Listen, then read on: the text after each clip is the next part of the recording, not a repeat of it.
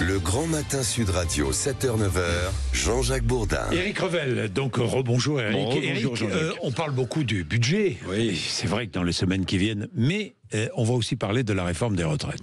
Parce que c'est le point, aujourd'hui, le point qui bloque entre la gauche et le gouvernement Bayrou. Alors, ça bouge du côté de la réforme des retraites. La ministre du Travail est prête à remettre sur la table cette réforme si controversée, sans tabou, mais sans conditions préalables. Ça veut dire quoi? Voilà, vous avez raison. Ce sont les deux mots-clés de la déclaration ce week-end d'Astrid Panossion-Bouvet. C'est le nom de la ministre du Travail.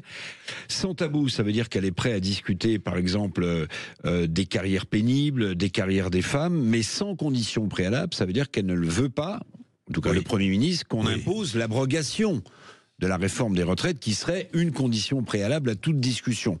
Donc ça veut dire que la ministre, qui parle évidemment pour François Bayrou, la ministre dit on est prêt à discuter de tout, mais évidemment pas de l'abrogation. On est prêt à discuter des carrières pénibles, des carrières des femmes, des conditions des seniors dans l'entreprise. Tout ça, ça peut être mis sur la table. Mais c'est bien, dans le cadre d'une grande conférence sociale, par exemple. Alors, la conférence de sociale ou de financement pour l'avenir des retraites, c'est ce que veut le Parti socialiste, qui ne parle plus d'abrogation, lui. Qui ne parle plus d'abrogation, et ce qui pourrait permettre au Parti socialiste de ne pas voter contre le gouvernement pour le budget, dans le cadre budgétaire. Voilà, ça peut être du donnant-donnant. C'est du donnant-donnant.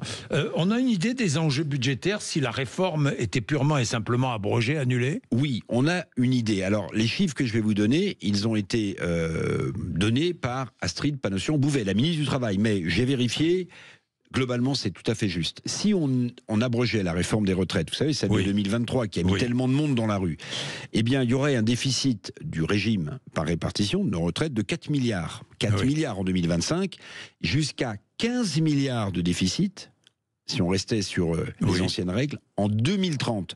Je vous rappelle qu'on est plus qu'à 1 milliard près, puisque le déficit budgétaire français pour 2025, il est déjà de 180 milliards. Donc, abrogation des retraites, qu'est-ce que ça veut dire? Ça veut dire qu'on creuserait un peu plus le déficit du système par répartition. Oui, ça pèse les retraites, ça pèse. Pour savoir ce qui va changer, il faudra attendre le discours de politique générale de François Bayrou. Voilà, c'est le 14 janvier prochain, donc pas mardi demain, mais mardi prochain, mardi dans une semaine. Il faudra attendre les déclarations de politique générale du Premier ministre pour savoir ce qu'il propose réellement.